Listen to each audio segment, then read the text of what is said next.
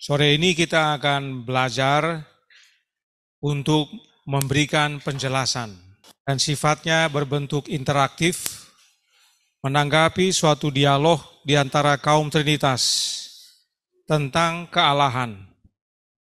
Ada sebuah video yang kami tampilkan gambarnya di sebelah kiri atas yang ada di YouTube dan mulai disebarkan di kalangan umat Advent untuk menangkal ajaran-ajaran kaum anti-trinitas. Nah, bagian pertama ini kita akan melihat apakah Yesus memiliki permulaan atau tidak. Ini materi yang dilihat dari video tersebut yang akan ditanggapi oleh Saudara Jackson. Baik, selamat sahabat bagi kita semua. Selamat sahabat, Saudara. Jadi menonton video ini yang saya rasakan adalah bagaimana the great controversy, pertentangan ini semakin memuncak. Orang yang semakin tidak mengenal Allah akan semakin ragu-ragu, semakin dibutakan, sementara orang yang akan tetap belajar akan semakin mengenal siapa pencipta itu. Video berikut ini mengatakan Trinitas yang dianut Advent sekarang adalah bahwa ada Bapa, Anak, dan Roh Kudus co-eternal, namun ketiganya adalah oknum yang terpisah. Dan Yesus tidak memiliki permulaan. Saya begitu mendengar ini dari Bapak itu, yang saya juga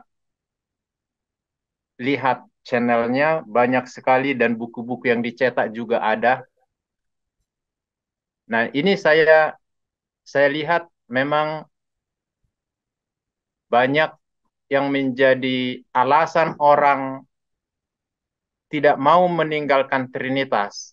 Karena kalau Yesus itu ada permulaan, berarti dia bukan Allah. Ini yang menjadi perlu kita perhatikan. Ada mindset yang sudah diciptakan para pengajar Alkitab. Kalau ada oknum memiliki permulaan, sudah pasti dia tidak Allah, tidak divine. Nah, dari sini apakah Alkitab mengatakan seperti itu? Nah, sekarang kita coba lihat videonya.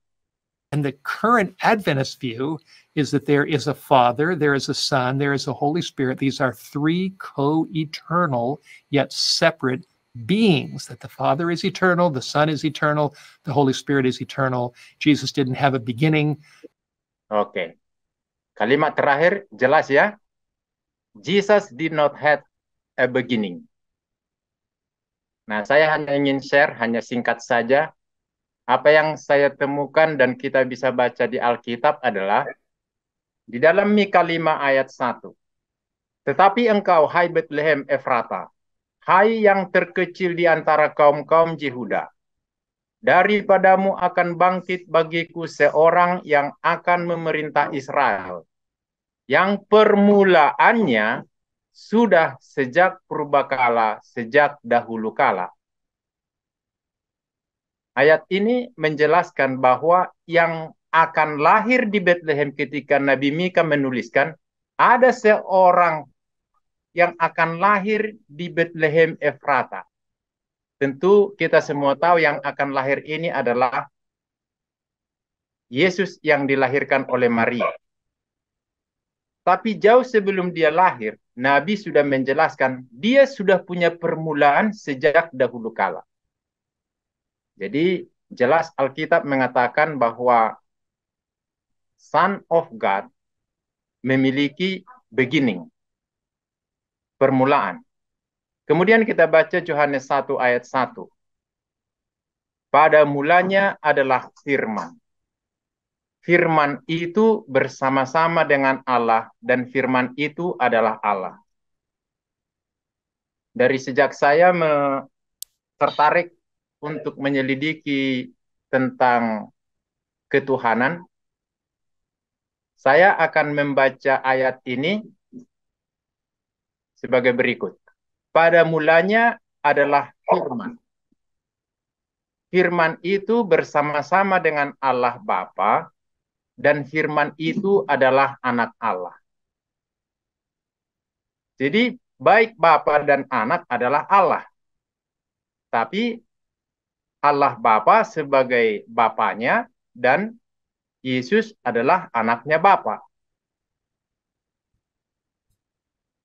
Yang tidak memiliki permulaan yang kita lihat di Alkitab, kita tidak akan temukan di Alkitab bahwa Bapa ada permulaan.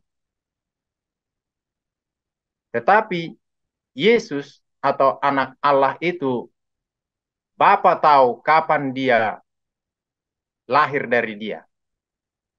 Dan kalau sangat menarik kalau kita baca dalam para nabi dan Bapa,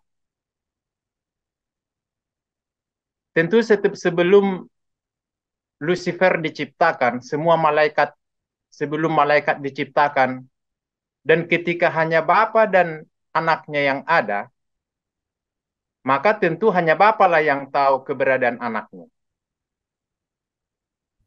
Tetapi ada satu paragraf di para nabi dan Bapa mengatakan, setelah Lucifer membuat kekacauan, membuat suatu pergerakan yang membingungkan malaikat-malaikat surga, yang sudah mulai dia menuduh bahwa Bapa itu memerintah semena-mena dan meragukan keberadaan anak Allah, yaitu Yesus itu. Di situ dikatakan bahwa Bapa mengumpulkan semua host atau yang ada di surga dan memperkenalkan, declare tentang anaknya. Siapa anaknya? Bahwa dia layak disembah. Jadi ketika Bapa memperkenalkan, declare tentang anaknya itu, apa yang menjadi tanggapan Lucifer adalah tidak percaya. Di dalam Roh Nubuat itu dikatakan kalau seandainya Lucifer percaya kepada Bapa tentang anak itu, dia pasti akan berubah. Tapi karena ketidakpercayaannya itu tentang apa yang dideklar Bapa, maka dia tetap meneruskan ambisinya untuk menyamai yang maha tinggi. Nah, jadi dari kedua ayat ini, baik Mika 5 ayat 1 dan Yohanes 1 ayat 1, jelas mematahkan pendapat dari yang menjelaskan di dalam video itu, yang mengatakan bahwa Yesus tidak memiliki permulaan. Ayat ini mengatakan bahwa Yesus memiliki permulaan. Banyak ayat yang bisa kita tambahkan, termasuk di dalam Amsal 8 ayat 24 sampai 25, Sang Hikmat yaitu Yesus itu yang mengatakan dirinya, aku lahir dari Bapa. Sebelum semuanya apa itu, sebelum semuanya diciptakan ini, aku telah lahir. Tentu kita semua menerima bahwa Yesus memiliki permulaan. Yang perlu kita pikirkan, kalau memiliki permulaan, bukan otomatis bahwa Yesus jadi tidak ilahi. Yesus yang membuat Yesus ilahi karena dia memang datang dari ilahi. Bukan apakah dia memiliki permulaan atau tidak permulaan. Mungkin demikian dulu yang saya bisa share, saya sampaikan. Terima kasih semua saudara-saudara. Saya kembalikan kepada Brother Wilmore. Amin. Terima kasih Brother Jackson atas penjelasannya. Apakah ada dari saudara sekalian yang mau menambahkan dari yang disampaikan oleh saudara Jackson mengenai adakah Yesus punya permulaan atau tidak? Dan saudara Jackson Sedikit, telah Brother. jelas. Oh ya, silakan Bang Manik Raja.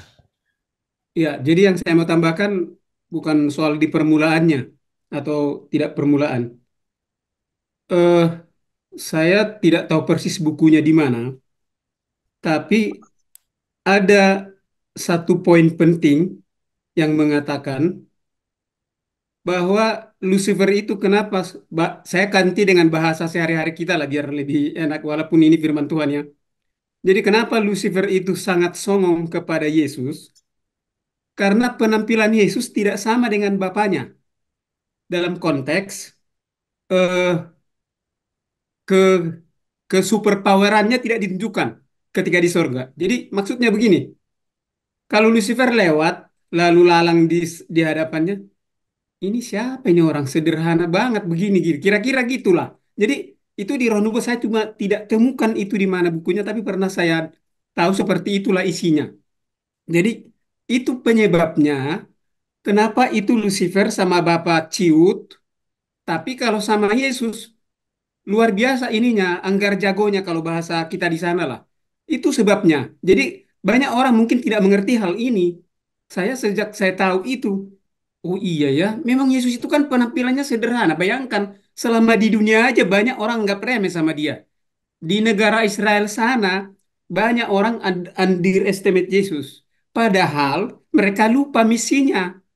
Kalau orang mengerti misi Yesus, dia tidak akan heran Yesus seperti itu. Karena apa? Nah, ini poinnya yang penting. Inilah yang harus kita teladani bahwa kita juga harus menjadi orang low profile. Walaupun kita punya ini, punya itu, punya pengetahuan ini dan itu, kita harus menjadi orang yang rendah hati. Itu yang sedang ditanamkan Yesus kepada kita saat ini. Jadi dimanapun kita berada, ada perbedaan pendapat, ada pertengkaran, ada apa, tetap harus rendah hati. Itu poin pentingnya. Terima kasih. Amin. Amin. Terima kasih Bang Manik Raja atas tambahannya. Masih ada lagi yang lain? Jika tidak, kita akan lanjut. Nanti boleh. Sedikit, brother, Oh mungkin ya, dari saya. silakan Bang. Jadi kalau kita membaca, mungkin tambahan aja, kalau kita tadi membaca Yohanes 1:1, ini memang sangat pertentangan besar karena akan memunculkan ide bahwa Bapa dan Yesus itu adalah satu, ya kan? Dan itu memang banyak kekeliruan. Jadi pada mulanya adalah firman, ya firman itu bersama-sama dengan Allah. Firman itu adalah ilahi, artinya naturalnya ataupun alamiahnya Yesus adalah ilahi karena Bapaknya adalah ilahi, maka Yesus juga adalah ilahi. Karena sebutan Allah di situ adalah sebenarnya ilahi. Jadi bukan Bapa dan Anak itu sama-sama Allah kan gitu. Jadi itu aja barangkali tambahan dari saya. Terima kasih. Baik, Bang Sudung. Terima kasih atas tambahannya. Saudara Jackson, mungkin ada yang mau ditambahkan lagi? Nah, yang disampaikan Saudara Sudung tadi, memang itulah yang sering kita hadapi dengan saudara-saudara kita. Ayat itu langsung diterjemahkan sebagaimana dibaca dalam bahasa kita. Pada mulanya adalah firman, firman itu bersama-sama dengan Allah, dan firman itu adalah Allah. Ketika kita melihat, ketika kita hanya melihat satu Allah, seolah-olah firman itu adalah Bapa itu. Jadi, dan ini akan dihubungkan dengan perbincangan Filipus dengan Yesus. Ketika Filipus meminta kepada Yesus, tunjukkanlah Bapa itu kepada kami. Tetapi Yesus menjawab, yang melihat aku, melihat Bapa. Nah, sama pengertian, sama orang membaca yang melihat aku, melihat Bapa dengan firman itu adalah Allah.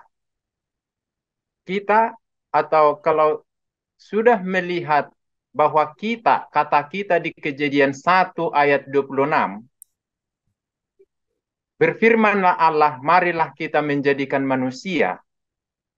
Banyak orang Kristen, bahkan kita Advent, di gereja kita tidak bisa membedakan siapa yang dengan siapa itu yang berbicara. Jadi apakah Allah berbicara dengan Allah? Kalau dikatakan firman itu adalah Allah, berarti mereka menyimpulkan Yesus itulah Bapa. Dan kalau Bapa yang berbicara di Kejadian 1 dengan Kejadian 1 ayat 26, apakah Bapa berbicara kepada Bapa, Allah berbicara kepada Allah, tidak bisa membedakan yang mana Allah Bapa, yang mana anak Allah. Kejadian 1 ayat 26 jelas bisa kita identifikasi siapa yang berbicara kepada siapa. Maka Allah berfirman, marilah kita menjadikan manusia sesuai dengan gambar dan rupa kita. Kita akan, karena kita sudah belajar, maka Bapa berfirman kepada anaknya. Bagaimana kita bisa, apakah itu tebak-tebakan?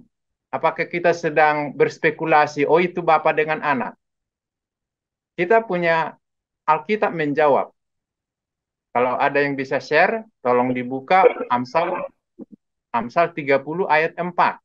Benarkah Bapa berbicara kepada anaknya di dalam Kejadian 1 ayat 26? Amsal 30 ayat 4. Siapakah yang naik ke surga dan turun ke bumi?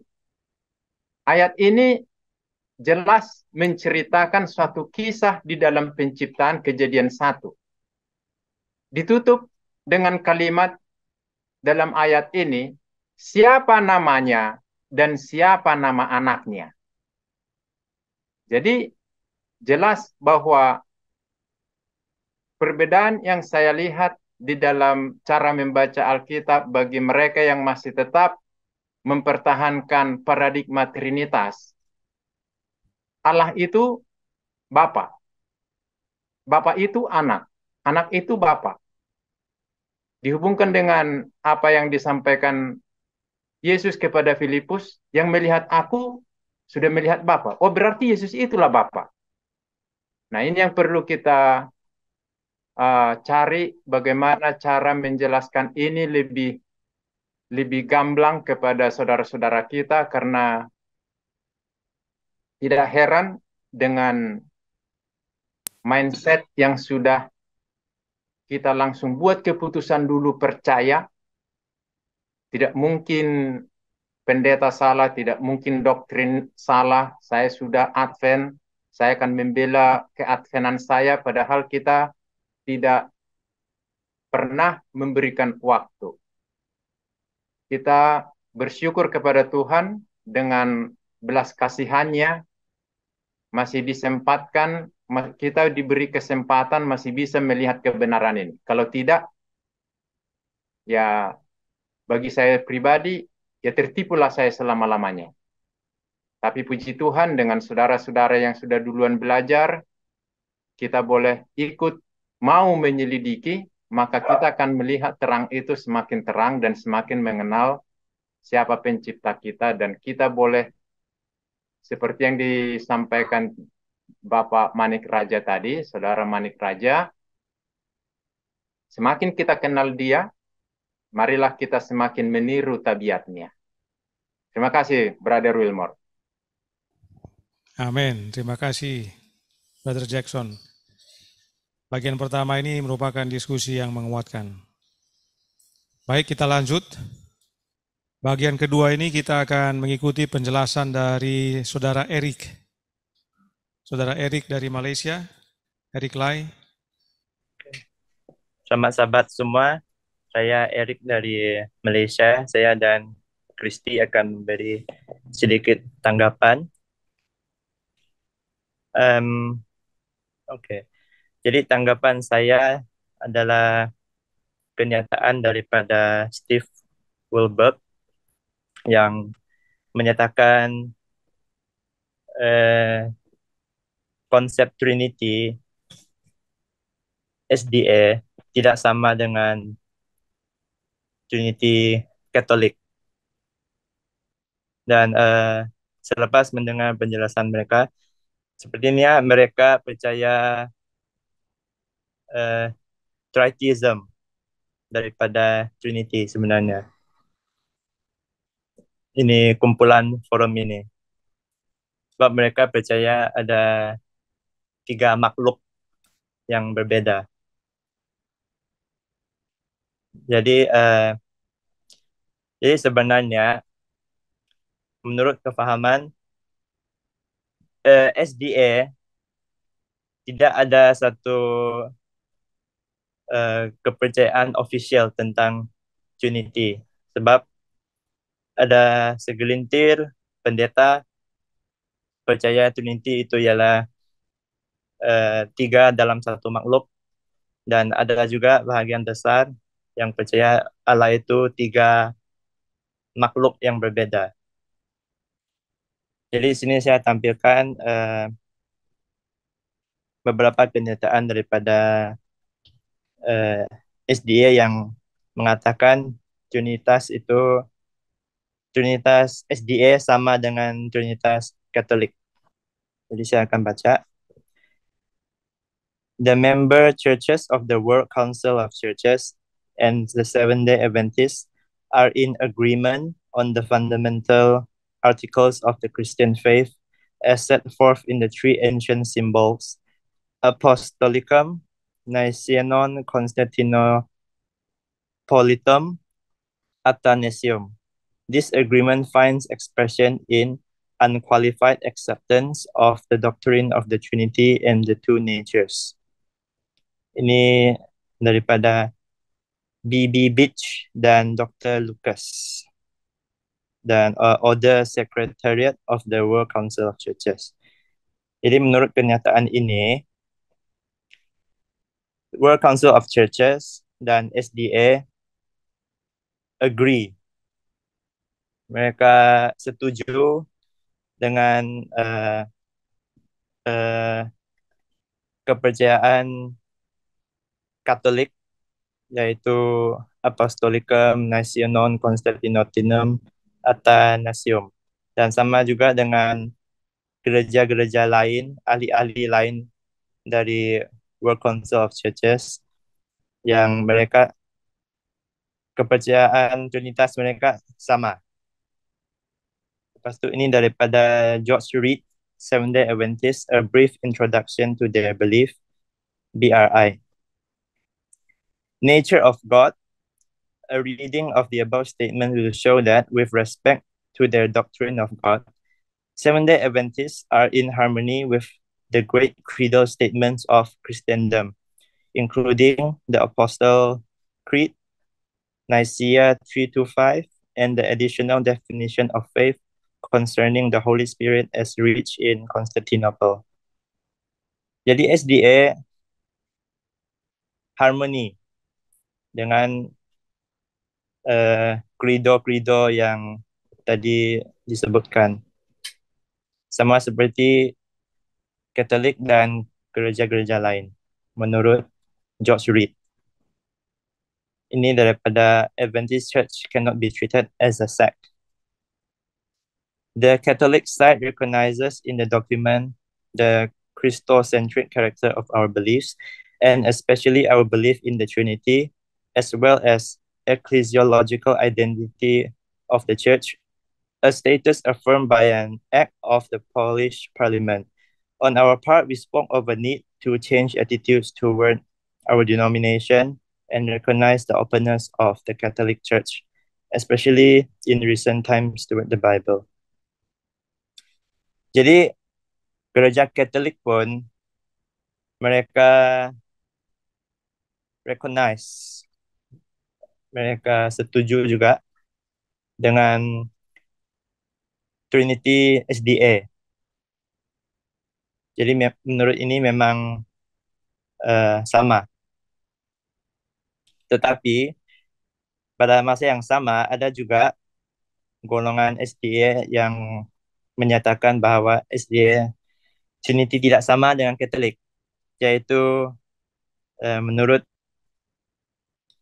a panel participant at the Q&A session at the end of the Adventist Theological Society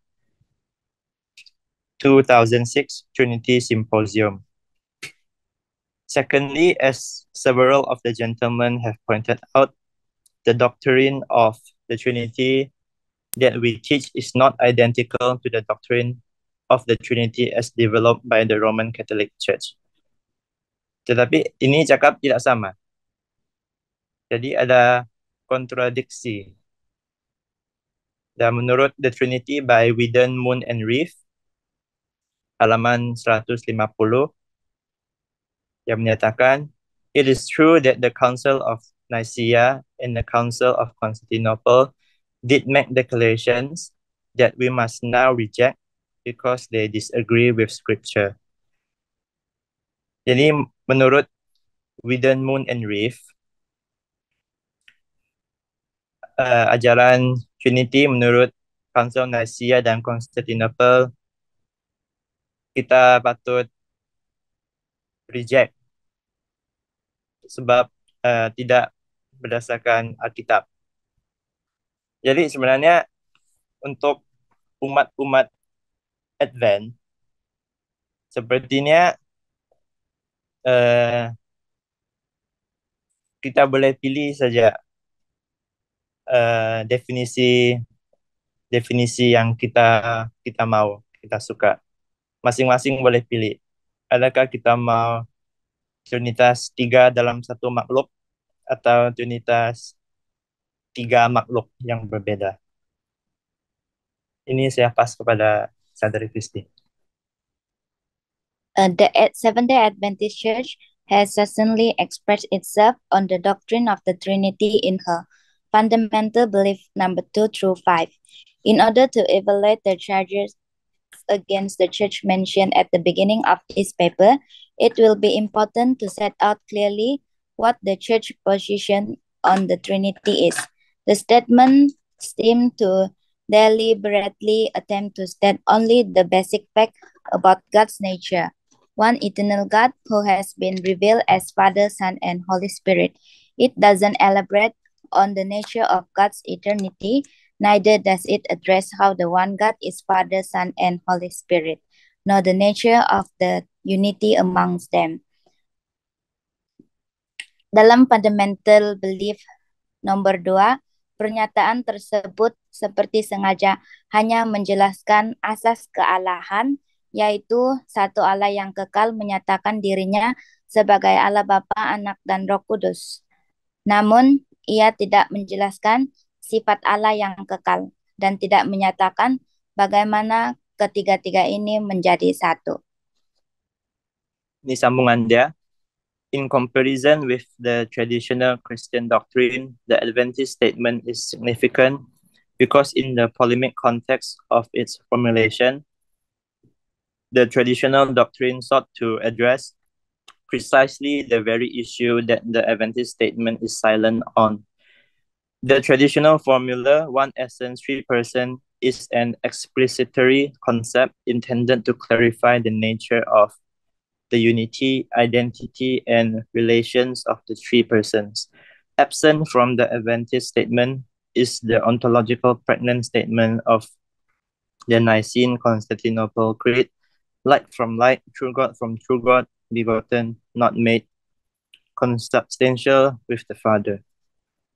Jadi menurut Kwabena Donker, BRI, God is Three Persons Theology, halaman 18 dan 19, yang menyatakan dalam Fundamental Belief Adventist, pernyataan one essence, three persons tidak ada. Jadi Adventist tidak ada menjelaskan bagaimana tiga adalah satu adalah tiga, bagaimana mereka adalah satu. Tetapi dalam Trinitas Katolik ada. Jadi sepertinya kita boleh pilih definisi-definisi yang kita percaya. Yang penting kita menyatakan kita percaya dalam Trinitas. Itu saja daripada saya dan Kristi. Terima kasih. Terima kasih Erik sama Kristi. Puji Tuhan. Kita baru dapatkan ini penjelasan-penjelasan ini yang menolong memahami apa yang terjadi memang, sehingga sebenarnya Advent itu bingung. Ya. Advent itu sudah bingung. Kenapa? Karena para pemimpinnya saja sudah tidak sepakat. George Reid tadi itu dari BRI. Dia mempresentasikan sebuah makalah kepada Gereja Katolik yang menyatakan bahwa keyakinan kita tentang Trinitas sama, sebab dasarnya sama. Nisea 325, Konstantinopel 381, dengan iman rasuli, kalau kita ingat pekabaran sebelumnya. Tetapi ada simposium yang dibuat oleh Gereja Advent, mereka bilang, oh kita tidak sama. Tahun 2006, tahun 2000 bilang sama, 2006 bilang tidak sama. Lalu BRI juga tadi si Kwabena Donker bilang, tidak ada dalam Trinitas Advent konsep one essence atau satu substansi atau satu Allah dalam 3 pribadi, tidak ada. Tapi dalam Gereja Katolik memang jelas karena mereka menggunakan Athanasius, ya, Athanasian Creed atau Credo Athanasius. Ya, jadi Gereja Advent sendiri di dalam mempunyai pemahaman yang berbeda. Itu sebabnya Saudara Erik tadi sampaikan, mereka yang dalam Gereja Advent kalau percaya Katolik silakan pilih pengertian yang mana yang mau dipakai. Bahkan tadi kalau ingat Saudara Erik jelaskan di awal, penjelasan daripada pendeta Steve Wolberg di video itu lebih mengarah kepada triteisme sebenarnya. Ada 3 makhluk yang berbeda. Kalau Gereja Katolik adalah satu makhluk, di dalamnya ada 3 pribadi. Tapi kalau Gereja Advent ada 3 makhluk yang berbeda. Tapi kalau ditanya, oh bukan begitu. Ya. Jadi ini suatu kebingungan. Jadi kalau dibilang Advent bingung, sebenarnya mereka bingung. Tapi karena mereka sudah bingung, mereka tidak sadar mereka sudah bingung. Ya. Jadi ini keprihatinan kita terhadap saudara-saudara kita dalam Gereja Advent yang sekarang ini. Terima kasih Brother Erik dengan Kristi yang sudah menjelaskan mengenai Gereja Advent ini. Dan kalau boleh saya tambah mengenai hal ini supaya kita semakin dikuatkan bagaimana kebingungan yang terjadi. Sebentar saya share screen. Baik ya, jadi apakah Trinitas Gereja Katolik sama dengan Trinitas Gereja Advent? Ya. Tadi Saudara Erik sudah bagus memberikan gambaran dari 2 sisi, bahwa dalam Gereja Advent ada 2 pemahaman yang berbeda. Tapi kalau ini saya ingin sampaikan bahwa apa yang mereka pahami dengan kenyataannya berbeda. Dari gambar tidak ada bedanya, Katolik dengan Gereja Advent. Nah ini salah satu yang sering mereka, boleh dibilang, salah pahami. Ya. Dari gambarnya ada satu Allah, tetapi terdiri 3 pribadi, yaitu Bapa, Anak, dan Roh. Bapa itu bukan anak, anak bukan Bapa. Anak bukan roh, roh bukan anak. Bapa bukan roh, roh bukan Bapa. Tapi masing-masing adalah Allah. Ya. Nanti kita akan lihat bahwa itu salah. Tidak boleh menyatakan bahwa masing-masing itu Allah. Karena dengan menyatakan masing-masing Allah, maka ada berapa Allah? 3 Allah. Menurut Gereja Advent, khususnya dosennya di Andrews, salah katanya. Karena kita hanya satu Allah, terjadi 3 pribadi yang berbeda. Yang mana penjelasan itu serupa dengan Katolik lagi. Ya. Jadi kita bisa lihat kebingungannya. Dan ini diskusi antara Saudara Chris Chang dengan Steve Wolberg. Dia tanya begini, apakah umat Advent hari ke-7 percaya persis seperti yang diyakini umat Katolik? Nah, pernyataan persis ini kita perlu cermati, persisnya yang mana? Ya. Dia bilang jawabannya jelas tidak. Kalau dibilang persis, tidak persis. Ya. Oleh karena itu si Steve baca kalimat berikut ini. Pendeta Steve Wolberg baca begini, Bapa secara aktif dan kekal mengeluarkan anak yang merupakan pribadi Allah Sang Bapa. Jadi, dari penjelasan Trinitas dalam Gereja Katolik, ada kalimat ini, bahwa anak itu keluar dari Bapa. Itu sebabnya mereka menuduh pemahaman doktrin anti-Trinitas lebih dekat kepada Katolik. Karena Katolik percaya Yesus keluar dari Bapa, kita pun percaya Yesus keluar dari Bapa.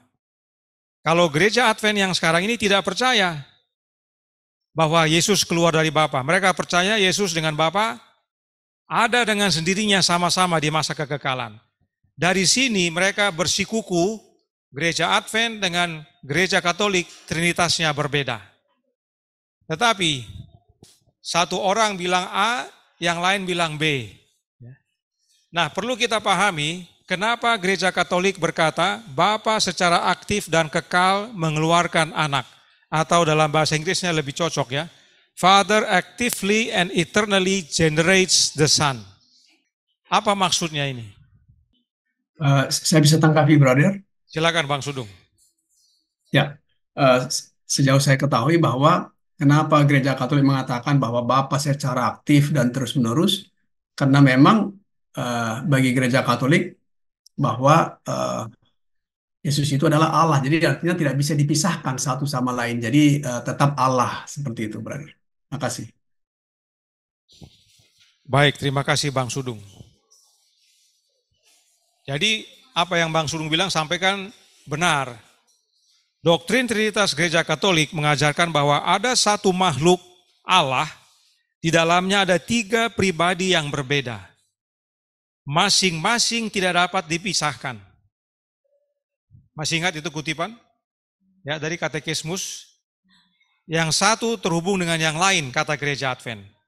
Jadi, dari sinilah muncul konsep yang dikatakan eternally generate. Ya. Jadi, Yesus itu keluar terus dari Bapa. Tidak putus, karena kalau dia sempat putus, jadi makhluk yang terpisah, sudah bukan Trinitas. Gereja Advent yang percaya bahwa anak itu terpisah dari Bapa. Ada 3 makhluk yang berbeda. Yang mana ketiga-tiganya disebut satu Allah. Itulah yang Gereja Advent yakini. Bagi mereka trio itu sama dengan Trinitas. Jadi ini kita perlu pahami kalau sampai dikatakan ini. Kalau dikatakan ini tidak ada dalam Gereja Advent, benar. Dalam Gereja Advent kalimat ini tidak ada, pengertian ini tidak ada. Trinitas Gereja Advent tidak ajarkan ini. Karena Gereja Advent tidak percaya Yesus itu keluar dari Bapa, apalagi keluar terus-menerus. Ya.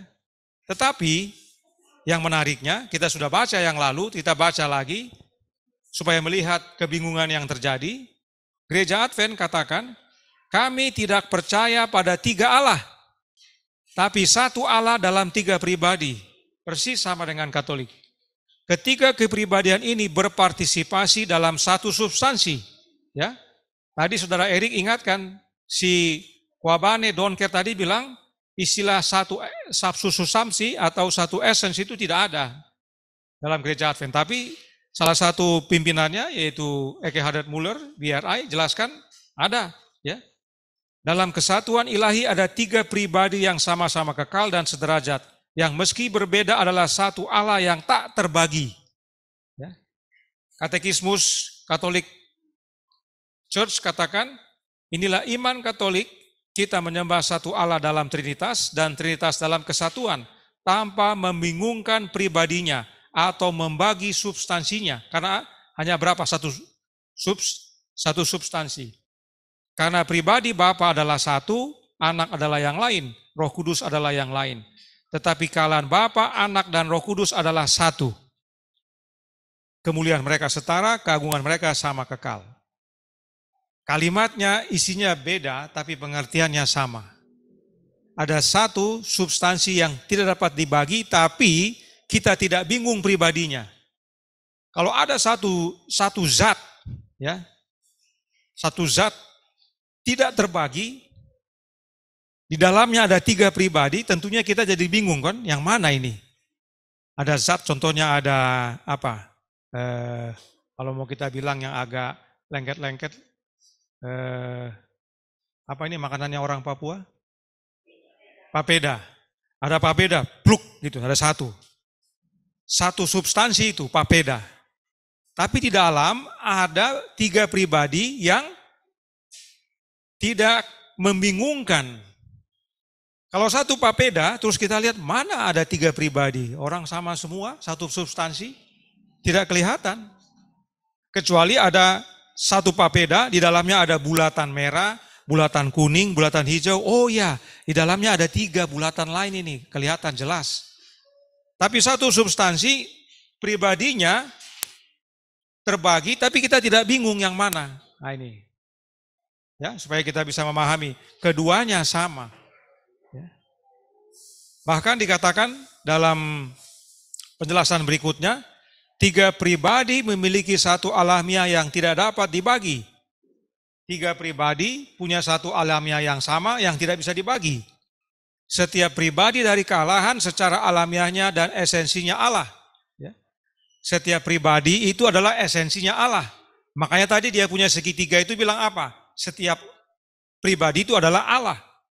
Dan kepenuhan kealahan berdiam di dalam masing-masing. Di sisi lain, masing-masing pribadi kealahan tidak terpisahkan, terhubung dengan dua lainnya. Itu sebabnya Yesus, Gereja Katolik katakan apa? Bapa mengeluarkan Yesus secara aktif dan kekal. Karena tidak terpisah dari dua yang lainnya. Dan kalau Gereja Katolik ajarkan, kalau saudara perhatikan dia punya katekismus, itu roh adalah keluar dari Bapa dan Anak. Secara terus-menerus, ya, tidak putus. Karena tidak terpisahkan. Nah, Gereja Katolik punya penjelasan dalam katekismus nomor 267, mereka tidak terpisahkan, pribadi-pribadi ilahi juga tidak dapat dipisahkan dalam apa yang mereka lakukan. Konsepnya sama, kalimatnya terkesan berbeda, tapi konsepnya sama. Inilah dasarnya tadi dikatakan bahwa Bapa itu mengeluarkan anak, generates the son, actively, eternally. Tidak bisa putus. Kalau putus sudah bukan Trinitas. Karena Trinitas itu ketiganya itu satu substansi, tidak terbagi. Tapi kita tidak bingung siapa Bapa, Anak, dan Roh. Ya, paham ya? Itulah sebabnya mereka katakan demikian. Jadi, kalau dari pengertian-pengertian ini, adakah Trinitas Gereja Advent dan Katolik beda atau sama? Sama sebenarnya, meskipun kalimat seperti ini tidak ada dalam Gereja Advent. Ya. Kalimat ini tidak ada dalam doktrin Gereja Advent. Sama sekali tidak pernah diajarkan. Atau dituliskan pun tidak ada. Ya. Tetapi kalau kita baca penjelasan daripada tokoh-tokoh dalam Gereja Advent, khususnya yang membidangi teologi, konsepnya ada. Ya. Konsepnya ada. He says, quote, "We belong to the family of Christians who confess the Trinitarian God." I want us to pause and think about this for a minute. Now, he can make a statement like that if the Trinity that he is talking about is a different God. He is saying this in an interview with a Jesuit university. But let us just make sure. Just what does he mean when he talks about this Trinitarian God? Is he really talking about the Roman Catholic God or a different one? Well, we don't have to wonder about that. Here is how he expresses it himself. Here's Dr. Diop actually saying that there is a plurality within the one being of God. The living God is a relational God within God's being, that is, in a fellowship. The mystery of God is that God is an inner relational being. There is plurality within the one being of God. God is not an isolated, solitary monad. So God is one being, and inside the one being of God, there is a plurality. 3 persons in one being. That is exactly the Roman Catholic Trinity. That's how they describe it. It's essentially the same words, the same language, the same description. Here's another one, where he actually says that God is an inner fellowship of persons. God not as a solitary monarch, but as an inner fellowship of persons. God is not an undifferentiated unity, but a trinity of Father, Son, and Spirit. So this is the Trinity of Father, Son, and Holy Spirit. This is what the Roman Catholic Church believes and teaches. And there's no wonder that that confession comes out in a discussion, in an interview with the Jesuit Georgetown University. Mungkin karena bahasa Inggris, jadi kita coba lihat terjemahannya. Tadi di bawah ada, tapi ini terjemahannya. Ganon Diop ini adalah Direktur Departemen Hubungan Masyarakat dan Kebebasan Beragama di Kantor Pusat Sedunia Gereja Advent atau GC. Nah, dia katakan tadi, Allah yang hidup adalah Allah yang berhubungan. Di dalam makhluk Allah ada persekutuan. Jadi Allah itu adalah satu makhluk, di dalamnya ada pribadi yang berhubungan, ada yang bersekutu. Misteri Allah adalah bahwa Allah adalah makhluk relasional batin. Di dalam batin dia berhubungan. Ada pluralitas dalam satu wujud Allah. Satu wujud atau satu being, ada kejamakan di dalamnya atau pluralitas. Allah bukanlah raja yang baik dan terisolasi. Jadi dia mau menjelaskan bahwa Trinitas itu adalah ada satu makhluk yang disebut Allah, di dalamnya ada 3 pribadi yang saling berhubungan, yang bersekutu ketiganya itu. Ya. Lalu dalam audio tadi dia katakan, Allah bukanlah raja tersendiri atau terisolasi, tetapi sebagai persekutuan batin pribadi-pribadi. Ya. Inner fellowship di dalam. Jadi ada ada makhluk Allah, dalam dirinya ada 3 pribadi yang bersekutu. Allah bukanlah kesatuan yang tidak dapat dibedakan, tetapi Trinitas Bapa, Anak, dan Roh. Kira-kira ini menolong kita memahami dengan baik tentang Allah yang kita sembah atau tidak? Tidak. Tidak ya, malah tambah bingung. Bagaimana kita membayangkan, ya, karena dengan orang menuliskan, dengan menjelaskan, tentunya orang akan membayangkan. Bagaimana kita membayangkan ada satu makhluk, di dalamnya ada 3 pribadi yang berbeda. Dan ketiganya berhubungan satu sama lain tidak terpisah. Bisa berkomunikasi di antara satu sama lain. Dan salah satunya yang disebut anak Allah, turun ke dunia menjadi manusia. Bagaimana dengan yang 2, yang dalam satu makhluk tadi? Bisa lihat bagaimana kebingungan yang ada dalam gereja Advent. Sudah penjelasannya berbeda, ya, yang baru kembali dari melawat, tadi Saudara Erik menjelaskan sangat baik tentang adanya 2 penjelasan dalam gereja Advent tentang Trinitas. Ya. Dan dua-duanya dari petinggi-petinggi, dari ahli-ahli teologi. Sehingga terkesan bertentangan, sehingga dia sampaikan tadi bahwa dalam gereja Advent, kalau saudara percaya Trinitas, silakan pilih pengertian yang mana yang saudara suka. Dan bahkan di awal Saudara Erik sampaikan, kalau mengikuti penjelasan pendeta Steve Wolberg, gereja Advent yang dia jelaskan adalah yang percaya triteisme. Ada 3 Allah yang berbeda. Dalam dokumen lainnya, sebagaimana tadi Saudara Erik sudah sampaikan, bahwa Trinitas dalam gereja Advent terdiri dari Konsili Nicea 325 dan Konsili Konstantinopel tahun 381. Kalau gereja Advent bilang, kami punya Trinitas berbeda dengan gereja Katolik, maka mereka tidak bisa menggunakan dasar yang sama. Sebab yang namanya Trinitas, dasarnya cuma 1, Konsili Nicea, Konsili Konstantinopel, iman rasuli. Hanya ini dasar daripada Trinitas yang dipegang oleh Katolik dan semua denominasi lainnya. Kalau Advent bilang kami beda, jangan gunakan dasar yang sama. Bikin dasar yang lain dan bahkan jangan gunakan nama yang sama, sebab bukan hak mereka. Itu haknya konsili. Ya. Tapi mereka gunakan nama yang sama, lalu menggunakan dasar yang sama, tapi katakan kami berbeda. Ya. Umat pun akhirnya bingung. Tapi sayangnya umat senang bingung. Mereka tidak mau belajar, mereka hanyut dalam kebingungan. Nah, apakah Advent berani mengganti atau mengubah dasar Trinitas supaya terbukti berbeda? Tidak berani. Ya. Sejarah membuktikan gereja Advent tidak berani. Mereka terima Trinitas juga karena tekanan. Mereka disebut jemaat atau gereja kultus karena tidak percaya Trinitas. Oleh karena itu mereka ganti doktrinnya. Mereka sekarang percaya Trinitas supaya diterima oleh dunia kekristenan. Demikianlah orang yang bingung, tidak tahu berbikin apa, dan tidak berani.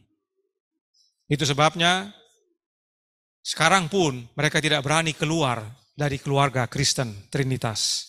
Sebab Diop yang sama berkata, kami adalah bagian dari keluarga Kristen yang mengakui Allah Trinitas. Gereja Advent tidak pernah berani berbeda. Sejak dituduh sebagai gereja kultus, mereka tidak berani berbeda sejak itu. Mereka lebih baik ganti ilah daripada dianggap berbeda. Satu-satunya bangsa di dunia ini yang ganti Allah adalah Israel. Satu-satunya denominasi yang ganti Allah adalah gereja Advent. Inilah kondisi Babel dalam gereja Advent. Kondisi kebingungan.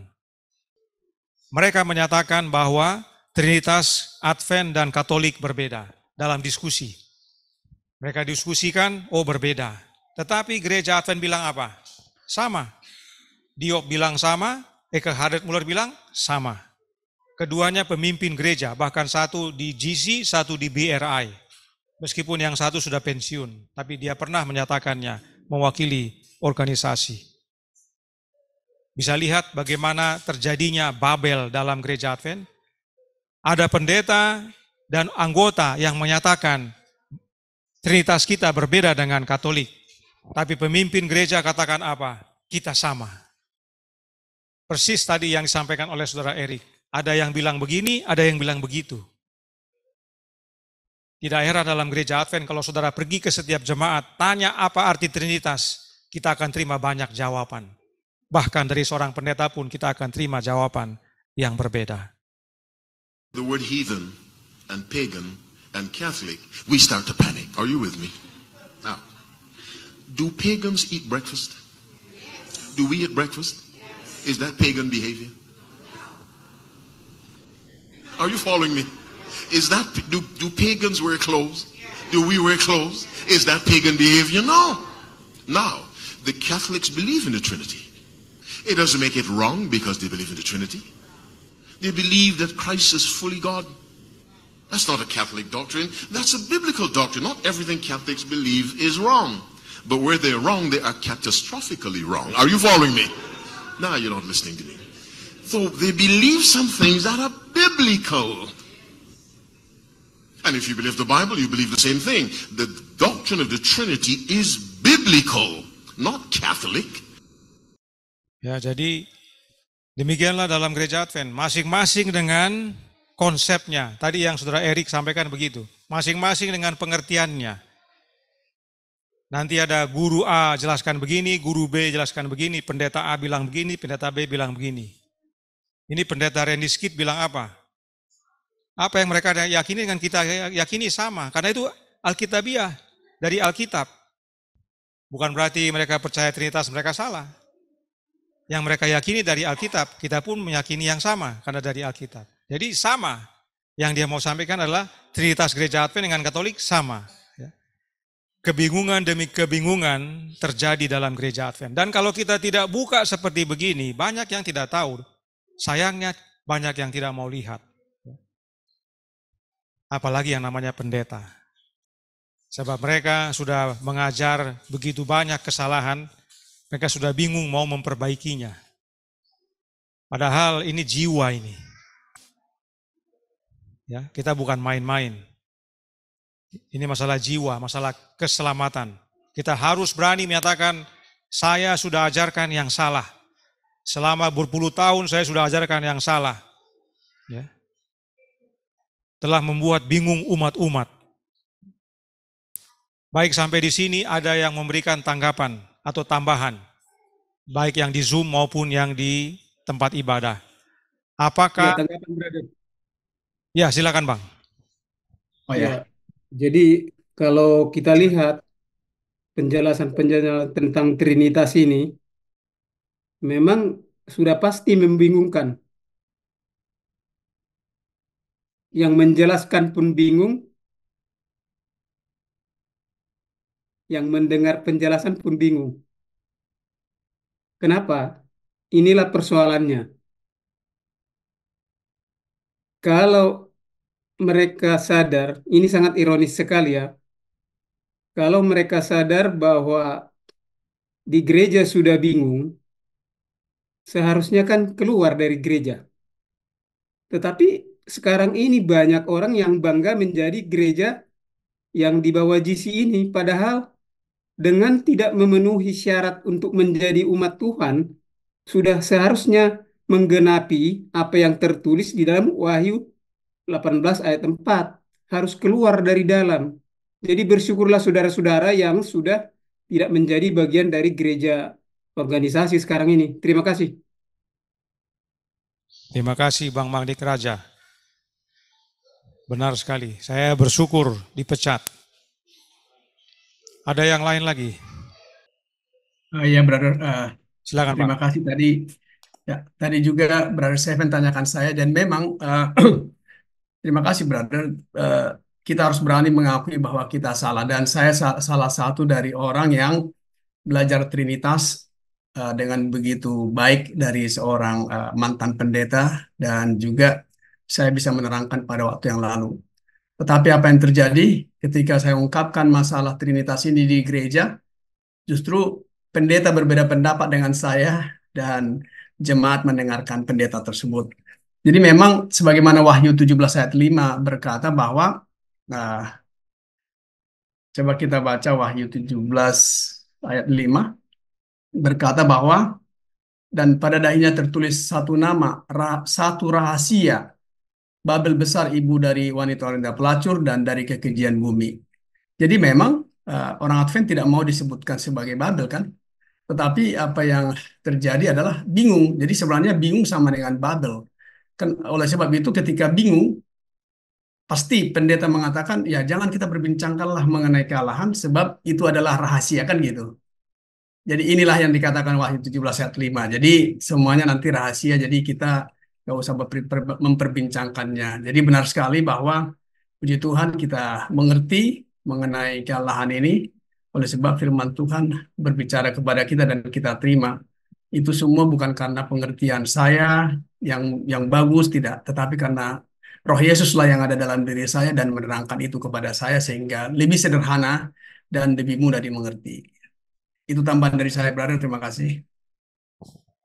Terima kasih, Bang Sudung. Masih ada yang lain? Baik, kalau tidak ada. Tapi kalau dari saya. Oh, silakan, Mami.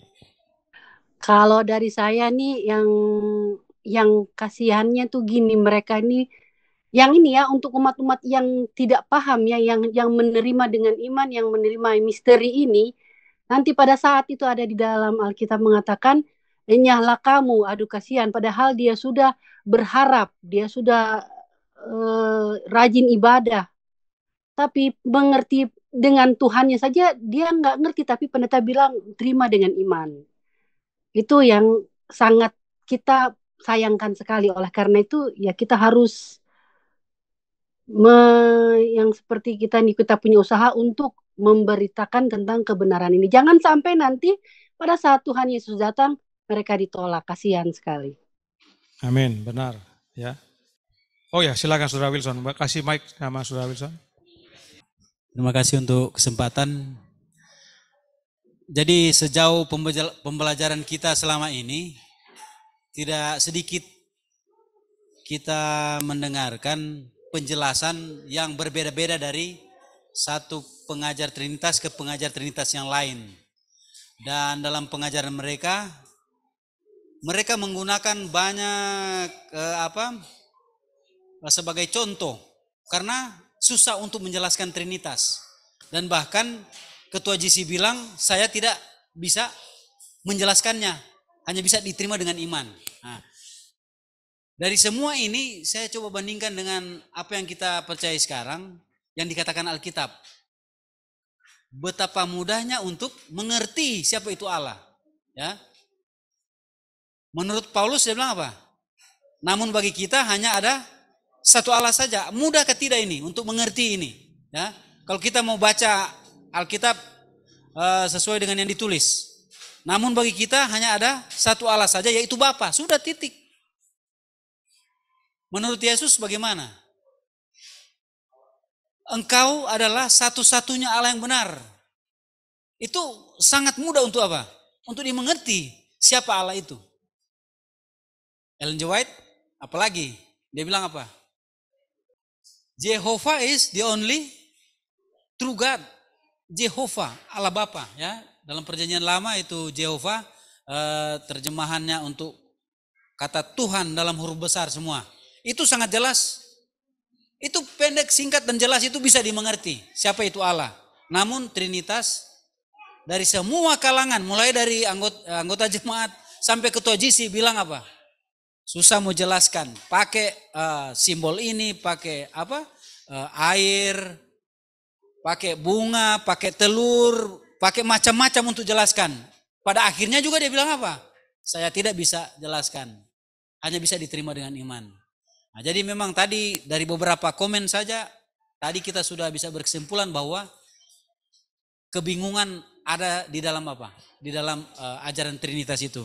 Jadi memang sudah seperti badan yang disebut Alkitab adalah antikris, dia itu adalah sumber kebingungan, yaitu Babel. Sudah demikian dengan ajarannya. Mulai dari ketua jemaat sampai ketua GC mengajarkan susah untuk jelaskan apa? Trinitas, susah untuk diterima. Nah, mungkin itu dari saya, terima kasih. Terima kasih Saudara Wilson atas tambahannya. Namun nanti pada sesi berikutnya kita akan ulangi lagi tentang kenapa Nyonya White menuliskan Yesus adalah satu-satunya Allah yang benar. Ini salah satu argumen mereka, bahwa satu-satunya Allah yang benar itu bukan satu, tapi ada beberapa pribadi di dalamnya. Dan kalau kita tidak pahami apa yang Nyonya White maksudkan, kita akan juga terjerumus pada akhirnya. Tapi apa yang Saudara Wilson sampaikan sudah benar. Banyak mereka belum pelajari kutipan itu. Nanti kita akan pelajari pada sesi berikutnya. Karena saat ini kita cukup banyak diskusi, sangat baik. Ya. Dan mereka menggunakan 1 Yohanes 5 ayat 20 untuk menyatakan bahwa Yesuslah satu-satunya Allah yang benar itu. Padahal yang dimaksudkan di situ adalah Bapa. Ya. Mungkin kalau yang hafal boleh ingat, tapi kalau tidak, ini dia punya ayat. 1 Yohanes 5 ayat 20. Akan tetapi kita tahu bahwa anak Allah telah datang dan telah mengaruniakan pengertian kepada kita, supaya kita mengenal yang benar, dan kita ada di dalam yang benar, di dalam anaknya Yesus Kristus. Dia adalah Allah yang benar dan hidup yang kekal. Dari sini mereka jadikan dasar bahwa Yesuslah Allah yang benar. Karena dikatakan dia adalah ya di dalam anaknya Yesus Kristus. Padahal kalau kita mengerti tentang hari Pentakosta atau Yohanes 14, 15, dan 16, ini merupakan ringkasan supaya kita mengenal yang benar, supaya mereka mengenal Engkau satu-satunya Allah yang benar, dan kita ada di dalam yang benar, yaitu dengan menerima anaknya, ya di dalam anaknya, aku dalam kamu, aku dalam, bagaimana? Bapa dalam aku dan aku dalam kamu, kamu dalam aku. Ini maksudnya. Ya. Tapi mereka pelintir supaya ini mendukung Trinitas. Bahwa kalau ada satu Allah, terdiri 3 pribadi yang berbeda, berarti ketiga-tiganya adalah Allah yang benar. Ya. Sama seperti ada seorang pendeta senior, ya, pendeta Jonathan Kuntaraf. Masing-masing bernama Jehovah. Semua namanya Jehovah. Karena Trinitas ada satu Allah, otomatis pribadi dalamnya semua namanya sama, Jehovah. Dan itulah yang diyakini oleh kaum Davidian. Ya, jadi Advent dengan Davidian dalam hal itu serupa, sama dia. Ya, jadi itu kita akan dalami lagi pada sesi berikutnya, tapi apa yang Saudara Wilson sampaikan, itulah yang benar sebenarnya. Yang lainnya mereka pelintir dan kita perlu luruskan yang sudah terputar atau terkusut tadi. Kita perlu jelaskan kepada umat.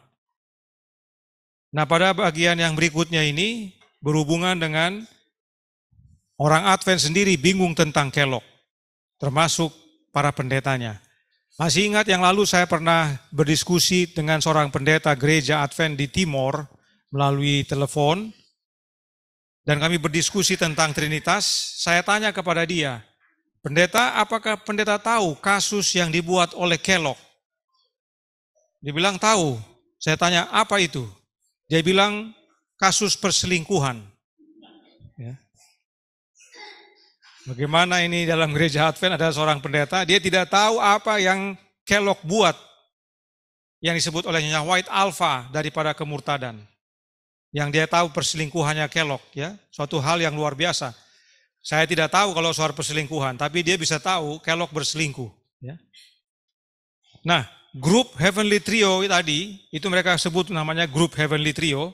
Nah, mereka juga bingung. Ya, kenapa mereka bingung? Karena kita tahu yang lalu, A.J. Daniels kirim surat kepada Willie White tentang diskusinya dengan Kellogg. Ya. Kita baca secara ringkas apa yang Kellogg sampaikan kepada Daniels. Yang kuning yang terutama. Daniels jelaskan kepada Willie White. Dia kemudian menyatakan bahwa pandangannya yang terdahulu mengenai Trinitas telah menghalangi dirinya untuk membuat pernyataan yang jelas dalam bukunya ya, The Living Temple, dan benar-benar tepat. Tetapi dalam waktu singkat dia menjadi percaya pada Trinitas dan sekarang dapat melihat dengan jelas di mana semua kesulitan itu dan percaya bahwa dia bisa menyelesaikan masalah dengan memuaskan. Dia mau yakinkan kepada siapa namanya ini? A.J. Daniels bahwa dulu memang salah.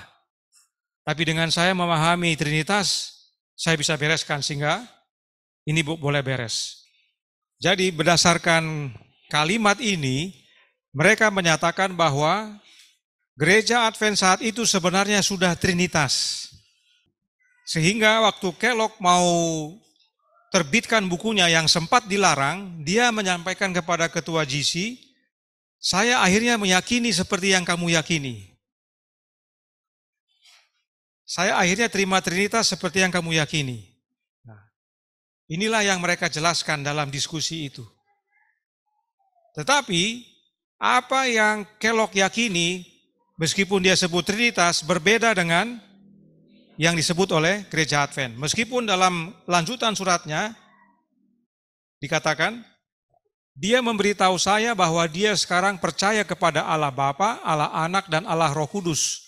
Dan bahwa menurut pandangannya adalah Allah Roh Kuduslah dan bukan Allah Bapa yang memenuhi semua ruang dan setiap makhluk hidup. Nah, disinilah mereka anggap Kellogg punya Trinitas berbeda dengan gereja Advent. Jadi perlu diingat bahwa mereka anggap gereja Advent pada waktu ini diterbitkan suratnya tahun 1903 sudah Trinitas gereja Advent itu. Sehingga pada waktu pertama kali Kellogg keluarkan buku The Living Temple tidak diterima. Nah, dia mau revisi dengan mengatakan, oh saya sudah percaya Trinitas. Dengan harapan diizinkan untuk dicetak. Nah, dari sinilah, dari konsep inilah mereka menganggap gereja Advent sudah Trinitas. Padahal kita sudah pelajari tidak demikian. Kenapa ditolak? Tapi itulah yang mereka sampaikan. Mereka sendiri bingung. Dan karena Kellogg katakan bahwa Allah Rohlah yang memenuhi semua ruang dan setiap makhluk, mereka menganggap bahwa apa yang diyakini Kellogg berbeda dengan gereja Advent. Sebab kalau memenuhi semua ruang berarti seperti hanya kuasa saja. Hanya kuasa, bukan pribadi. Sementara gereja Advent, menurut mereka, percaya Allah Roh itu adalah pribadi. Sebab Nyonya White katakan apa? Oknum ketiga dari kealahan. Ya. Oleh karenanya, mereka jadikan dasar bahwa gereja Advent sudah Trinitas karena Nyonya White menulis buku Kerinduan Segala Zaman, di mana dia menggunakan istilah oknum ketiga dari kealahan. Jadi fakta-fakta ini mereka gunakan menjadikan dasar bahwa gereja Advent tahun 1903 sudah percaya Trinitas. Dan pada waktu itu Kellogg yang belum akhirnya terima Trinitas juga, supaya bilang, torang so sama ini, kasih izin Jo, supaya saya cetak buku ini. Tapi A.J. Daniels tidak setuju, karena yang dia percaya dengan kita percaya beda. Allah Rohnya itu bukan pribadi, hanya kuasa. Nah, inilah yang mereka jelaskan. Ya. Tetapi, apakah benar demikian? Berikut adalah surat dari Kellogg kepada G.I. Butler. Ya, tahun 1903 juga, surat ini dia kirim atau dia tulis sehari sebelum dia kirim kepada A.J. Daniels. Dia bilang begini, sejauh yang saya bisa pahami, kesulitan yang ditemukan dalam The Living Temple semuanya dapat dirangkum menjadi pertanyaan. Apakah Roh Kudus adalah pribadi? Ya, perhatikan ya, apakah pribadi atau bukan? Anda bilang tidak. Ya, jadi terbalik ini. Tadi para narasumber tadi berdiskusi bahwa gereja Advent percaya Roh Kudus itu adalah pribadi, sementara Kellogg tidak, makanya dianggap berbeda. Tapi Kellogg bilang, apakah Roh Kudus adalah pribadi? Anda bilang tidak. G.I. Butler bilang bukan. Ya. Saya mengira Alkitab mengatakan hal sama karena alasan kata ganti orang dia digunakan dalam berbicara tentang Roh Kudus. Saudari White menggunakan kata ganti dia dan telah mengatakan dalam banyak kata bahwa Roh Kudus adalah oknum ketiga dari kealahan. Bagaimana Roh Kudus dapat menjadi oknum ketiga dan tidak menjadi pribadi sama sekali, sulit bagi saya untuk mengerti. Jadi Kellogg bilang sama Butler yang merupakan pimpinan gereja saat itu, salah satu pemimpin di gereja, kalian tidak percaya Roh Kudus itu pribadi. Padahal Alkitab menyatakan dia pribadi. Nyonya White juga begitu. Nyonya White berulang-ulang menggunakan istilah oknum ketiga dari kaalahan. Oleh karenanya, kalau dibilang dia oknum ketiga dari kaalahan dan dia bukan pribadi, sulit bagi saya untuk mengerti. Kellogg memahami bahwa Roh Kudus itu adalah pribadi, karena dia percaya dengan istilah oknum ketiga dari kaalahan. Ya. Jadi, ini tahun 1903. Sebelum kita lihat apa yang terjadi tahun 1903 dan seterusnya, kita ikuti diskusi mereka. Saya cuplik sedikit. Saudara Chris bilang begini, jadi bisakah kita semua sepakat, mereka yang hadir berdiskusi itu, bahwa di sini Kellogg mencoba untuk mengatakan bahwa tidak ada banyak perbedaan antara apa yang saya yakini dan apa yang Anda yakini. Dia berbicara kepada para pemimpin gereja Advent pada waktu itu. Apakah wajar untuk menyatakannya demikian? Pendeta Steve bilang, oh ya, bahwa tidak banyak perbedaan karena sudah sama-sama percaya Trinitas. Jadi katanya Chris, jadi itu wajar mengatakan demikian. Jadi menganggap bahwa Kellogg menyatakan dirinya Trinitas untuk menjamah atau mendapatkan persetujuan dari gereja yang sudah percaya Trinitas. Apakah boleh bilang begitu dari pernyataan Kellogg ini? Mereka bilang, oh ya boleh. Pendeta Steve tambahkan, itu juga menunjukkan bahwa Kellogg tidak membawa Trinitas ke dalam Adventisme. Sebab mereka mau menyanggah, kaum anti-Trinitas menyatakan bahwa Kellogg lah yang membawa Trinitas masuk dalam gereja Advent. Itu kan yang kita kabarkan selama ini. Mereka bilang, oh bukan. Karena saat itu gereja Advent sudah Trinitas. Jadi pada waktu Kellogg menawarkan itu, dia bukan menawarkan Trinitas. Dia mau menyatakan, torang so sama ini. Ya. Dia berkata, hai teman-teman, kamu tahu, aku percaya apa yang sudah kamu yakini. Tapi kemudian para pemimpin yang lain menyadari hal itu, sebenarnya dia tidak percaya. Ellen White tahu bahwa dia tidak benar-benar mempercayai apa yang kita yakini. Jadi, dia tidak membawa Trinitas ke dalam Adventisme. Adventisme sudah mempercayainya, dan mereka mempercayainya secara berbeda dari apa yang diyakini Kellogg. Dan itulah inti dari keseluruhan krisis ini. Dan Ellen White mendapatkan penglihatan pada suatu malam, di mana dia melihat sebuah kapal menuju ke arah es, dan kapten berkata, hadapi itu. Dan kapal itu menghantam es, esnya hancur, kapalnya rusak, tetapi kapal tetap melanjutkan perjalanannya. Dan orang-orang ini mengatakan bahwa Kellogg membawa Trinitas ke dalam Advent. Ini adalah awal dari kemurtadan, dan sekarang karena kita telah menerima Trinitas, sekarang kita adalah Omega. Tetapi konteks sejarah tidak mendukung hal itu sama sekali. Amin, amin katanya. Jadi bagi mereka, Alfa itu adalah panteisme saja. Dan bagi mereka, yang mau dihajar itu adalah Kellogg-nya ini. Betul, tapi bukan Trinitas. Apa yang Kellogg mau ajarkan, panteisme saja. Kalau kita Trinitas, jadi kita tidak mungkin hajar Trinitas lagi. Dan yang kalaupun Trinitas juga, tapi Trinitas yang sesuai pemahaman Kellogg. Menurut mereka. Bahwa menurut mereka, Kellogg itu percaya Roh Kudus itu adalah kuasa saja. Dia bukan pribadi. Padahal Kellogg percaya Roh Kudus itu adalah pribadi. Jadi inilah kebingungan yang terjadi di antara umat gereja Advent dalam menjelaskan. Karena mereka menjelaskan kalimat-kalimat ini hanya sesuai hikmat mereka. Untuk mendukung bahwa Advent ini Trinitas sudah lama. Bukan gara-gara Kellogg. Sebelum Kellogg sudah terima kita Trinitas. Jadi bisa kita lihat kenapa mereka bingung, itu sebabnya mereka buat penjelasan menurut hikmatnya masing-masing. Nah, benarkah gereja Advent sudah terima Trinitas pada saat Kellogg menerbitkan bukunya? Kita lihat buku doktrin pertama tahun 1872. Dua doktrin pertama adalah mengenai kealahan. Doktrin pertama dengan kedua. Doktrin ketiga mengenai Alkitab. Ya, tidak saya tampilkan. Kalau mau baca silakan. Tapi doktrin pertama mengenai ada satu Allah, ya, suatu pribadi, makhluk rohani, pencipta segala sesuatu, maha tahu, kekal, tidak terbatas dalam hikmat, dalam kekudusan, dalam keadilan, kebaikan, kebenaran, dan rahmat. Tidak berubah, maha hadir oleh perwakilannya, yaitu Roh Kudus. Itu doktrin pertama. Doktrin kedua, ada satu Tuhan, yaitu Yesus Kristus, anak Allah yang kekal, yang olehnya Allah menciptakan segala sesuatu, dan oleh karena Dia kita hidup. Inilah kealahan yang dinyatakan dalam buku doktrin yang pertama. Tidak ada Trinitas. Ya. Nah, tadi mereka katakan tahun 1903 Gereja Advent sudah Trinitas, bukan Kellogg yang bawa. Nah, ini adalah yearbook tahun 1905. Yearbook tahun 1903 ada, tapi di dalamnya tidak selamanya ada tentang doktrin-doktrin Gereja Advent. Jadi GC setiap tahun mengeluarkan yearbook, melaporkan apa yang sudah terjadi dan dicapai tahun itu. Mereka seringkali mencantumkan buku doktrin, tapi ada juga tidak.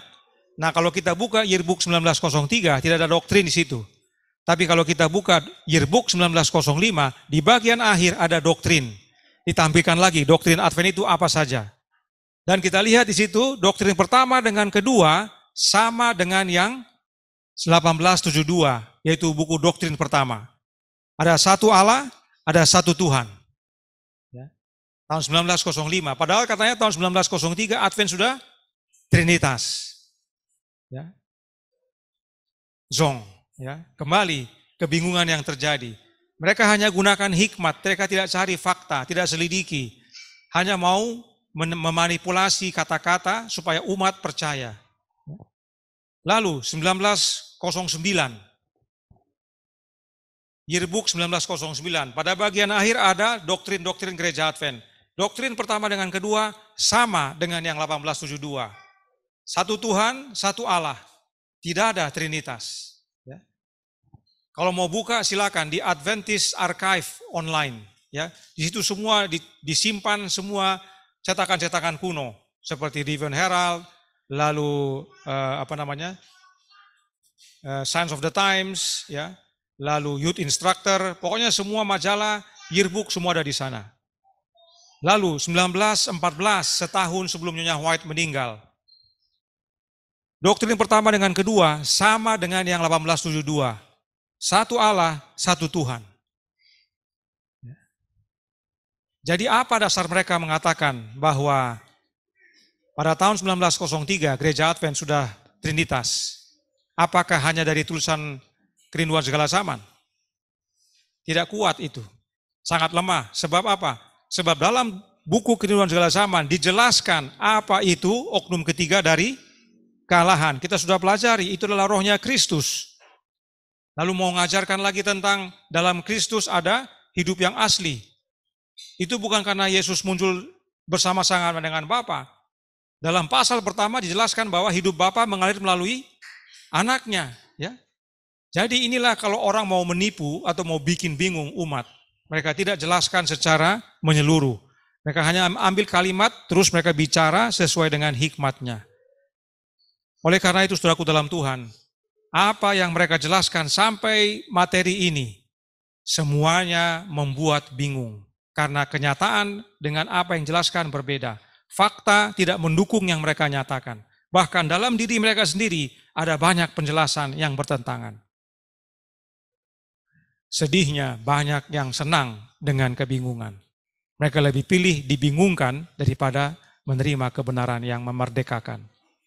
Kita berdoa supaya melalui kegiatan ini, diskusi atau kontribusi interaktif boleh menjadi penggugah bagi umat nanti yang melihatnya. Sampai di sini ada tambahan atau tanggapan, silakan. Silakan Ibu Tambunan. Ini tadi kan kita ada sempat bahas juga tentang 1 Yohanes 5 ayat 20. Nah, kalau kita karena pemahaman kita selama ini kita sudah tahu, jadi begitu kita baca ayat ini kita tidak salah mengerti ya. Kita sudah tahu dari Alkitab dari roh nubuat. Tapi seandainya juga orang sama sekali belum belajar, sebenarnya dari tata bahasa aja sudah jelas. Coba saya baca ini di bahasa Inggrisnya ya. And we know that the Son of God is come and had given us an understanding that we may know him that is true. Nah ini himnya kan belum tahu toh, seolah-olah Yesus toh. And we are in him that is true. Nah ini juga belum tahu kan, seolah-olah Yesus. Nah selanjutnya coba kita dengar. Even in his son.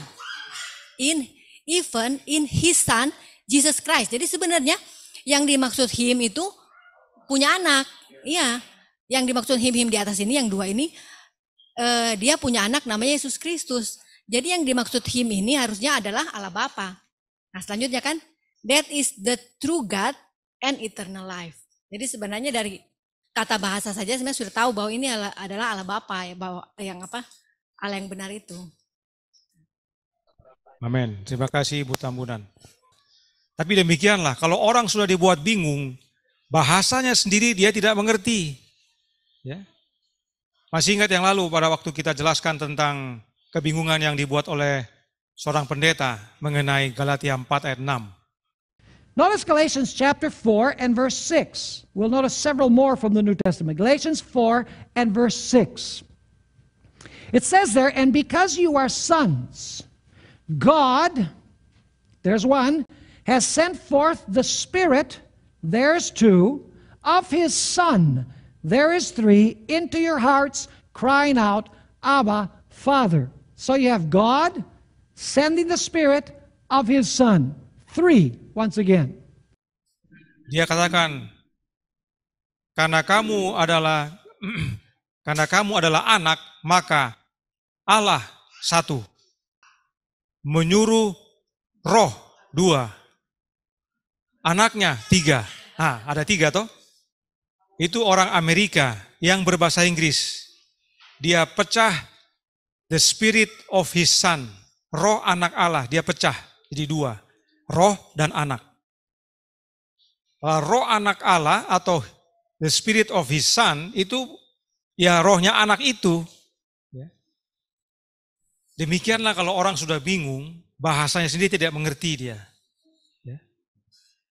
Jadi sampai kita yang sudah dibukakan akan kebenaran ini memang rasanya tidak dapat dipercaya ya. Sudah sekolah tinggi, tapi hal yang sederhana, yang mudah dimengerti, bisa dipersulit dan akhirnya bingung dan dipercaya. Ada lagi yang lain? Saudara Wilson silakan tolong mic-nya. Baik, terima kasih Pak Wil, kesempatan lagi. Saudara-saudara, bagi kita sebenarnya orang Advent, ini dokumen ini adalah dokumen sangat berharga. Ya, bagi kita orang Advent sebenarnya. Ini fundamental principle of Seventh Day Adventist 1914 ini dia. Ini sebenarnya dokumen yang sangat berharga. Tapi apa yang terjadi sekarang? Ya, gereja menutup-nutupi ini. Pernah mereka bahas ini atau tidak? Tidak pernah. Mereka tutupi. Ya. Dalam diskusi mereka berlima itu. Mereka tidak komprehensif. Seharusnya ini yang mereka angkat. Karena dari organisasi, orang luar pakai kacamata, mereka melihat Advent itu yang mana? Ini yang mereka melihat. Bukan, kalau contoh kan mereka angkat masalah The Heavenly Trio dan Three Great Powers.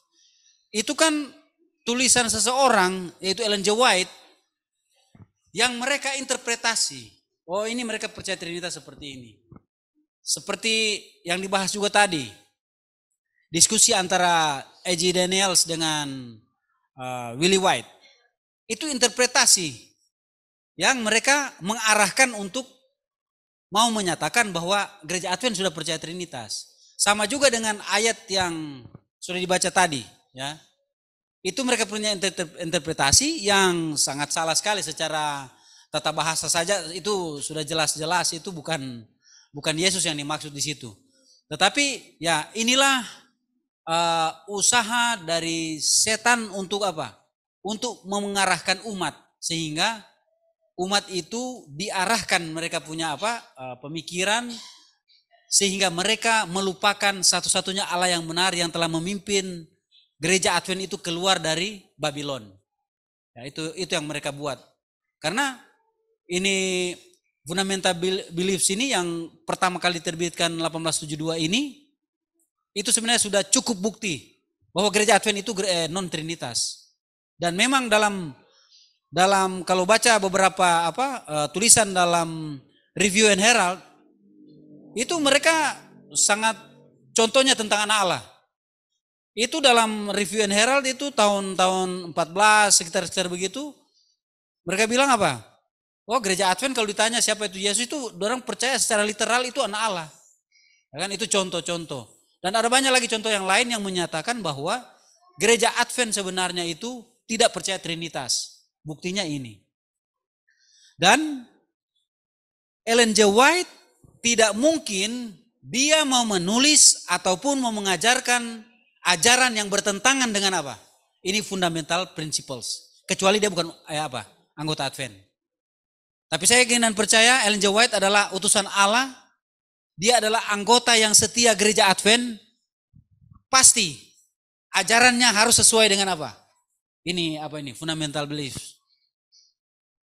Pasti itu. Dan mereka membelokkan sehingga menjadikan Ellen G. White itu boleh bilang nabi palsu. Karena apa? Ellen G. White anggota Advent, dia mengajarkan doktrin Trinitas dalam gereja non-Trinitas. Itu bagaimana bisa? Ya. Itu sama dengan sekarang gereja Advent Trinitas, baru ada, jangankan bilang nabi, pendeta saja. Baru dia mau mengajar non-Trinitas. Bisakah tidak di gereja Advent? Pasti akan dianggap apa? Nabi palsu. Kau ini ajaran apa ini? Sama juga dengan di zaman itu.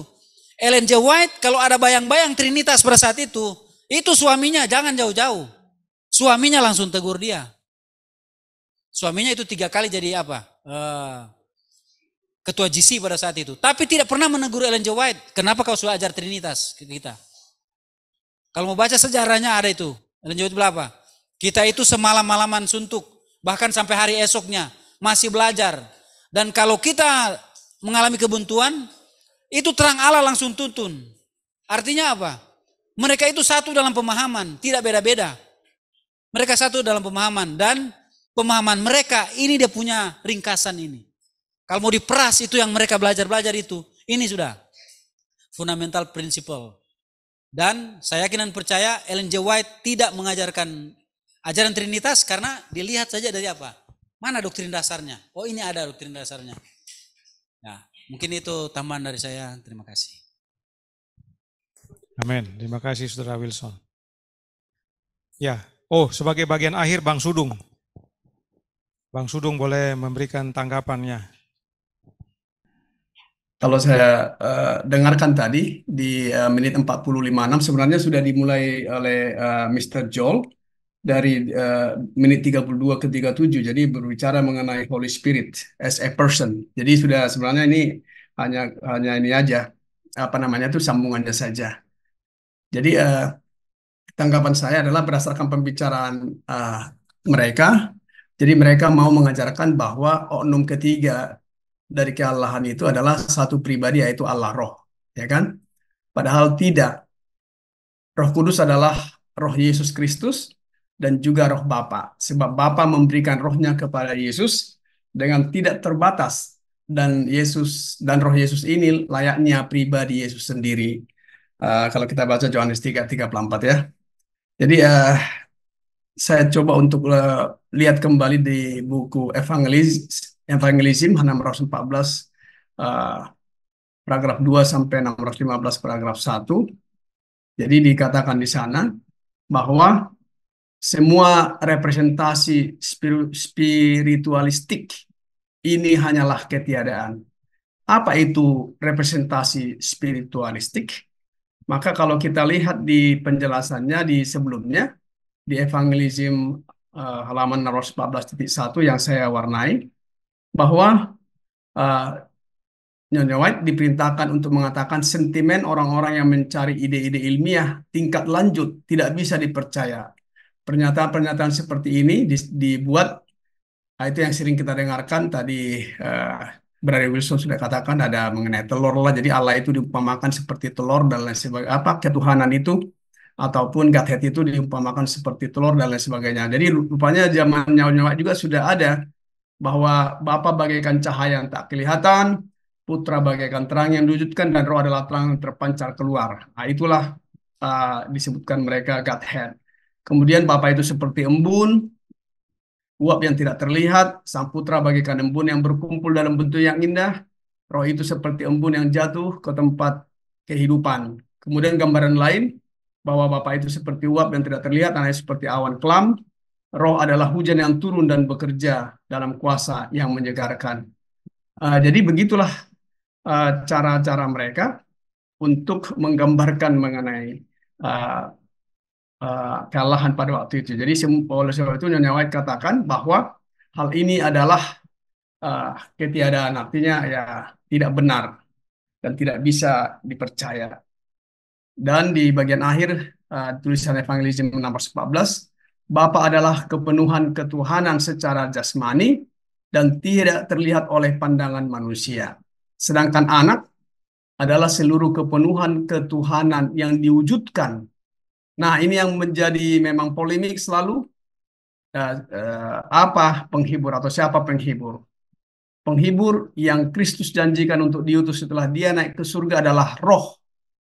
Tetapi tidak langsung disebutkan Roh adalah seluruh kepenuhan ketuhanan. Tidak demikian, tetapi Roh dalam seluruh kepenuhan ketuhanan.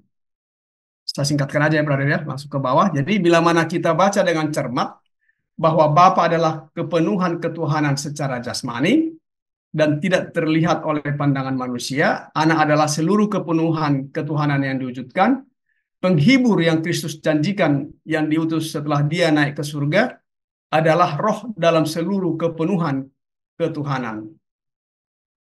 Artinya bahwa penghibur itu adalah Roh di dalam seluruh kepenuhan ketuhanan, yaitu di dalam Bapa dan Anak.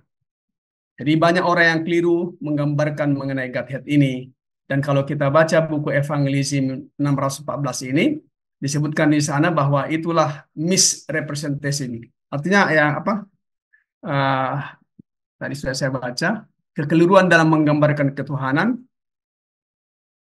atau disebut di dalam bahasa Inggris judulnya adalah Misrepresentations of the Godhead. Ya. Nah, jadi apabila kita mengizinkan Roh Kristus yang adalah Roh Kudus dan kita mengerti di Dia Roh itu mengajari kita, maka kita dapat mengerti firman Tuhan dengan baik. Jadi sebelum saya akhiri, kita memang sudah sama-sama belajar dan mengetahui mengenai Godhead ini. Dan sebenarnya, sebagaimana Brother Wilson juga katakan, sangat sederhana kalau kita mau mengerti ataupun mau menerima. Tetapi oleh sebab kita membuat pengertian kita sendiri dan tidak mau menerima Roh Yesus tinggal dalam hati, maka tidak ada penuntun. Artinya tidak ada roh di dalam kehidupan kita. Oleh sebab itulah banyak rekan-rekan kita yang lemah oleh sebab setan menutupi pikiran mereka. Dan memang kalau kita baca nanti di dalam buku Evangelism ini, bahwa setan membuat ini semua adalah untuk mengaburkan pikiran umat-umat Tuhan yang mau datang kepadanya. Semoga presentasi ini dapat membantu. Terima kasih dan Tuhan Yesus memberkati. Terima kasih buat Bang Sudung atas penjelasannya. Kita puji Tuhan. Pemahaman demi pemahaman ditampilkan dan diberikan agar kita semakin mengerti, dan kita doakan agar menjadi penggugah bagi yang mengikuti nantinya melalui media Zoom atau media sosial lainnya. Baik saudaraku dalam Tuhan, kita bersyukur boleh berbagi informasi, menanggapi akan kebingungan yang terjadi dalam gereja Advent, dan biarlah pada sesi berikutnya, kita harapkan sahabat depan, kita dapat memberikan tanggapan lebih banyak lagi karena masih ada beberapa poin yang belum kita selesaikan. Ya, salah satunya dari Haskell, lalu mengenai Heavenly Trio, karena mereka percaya trio itu adalah Trinitas. Dan trio itu adalah 3 memang terpisah. Ya, itu sebabnya kalau kita lihat penjelasannya lebih kepada triteisme, bukan Trinitas. Ya. Dan juga mengenai Roh Kudus. Ya, karena mereka anggap Roh Kudus itu meskipun berbeda dari Yesus, tapi di mana Roh Kudus ada itu sama dengan Yesus ada. Biarlah ini nanti jadi sukacita bagi yang melihat dan menjadi pembaharuan bagi mereka agar tidak ragu lagi tinggalkan Trinitas. Bukan karena kita tidak senang dengan gereja Advent, tapi doktrin itu bukan alkitabiah. Kita mengasihi gereja Advent, kita mengasihi umatnya, itu sebabnya kita kabarkan kepada mereka. Demikian sesi yang pertama ini, kita akan sambung ke sesi kedua minggu depan. Tuhan memberkati, saya bawa dalam nama Yesus. Amin.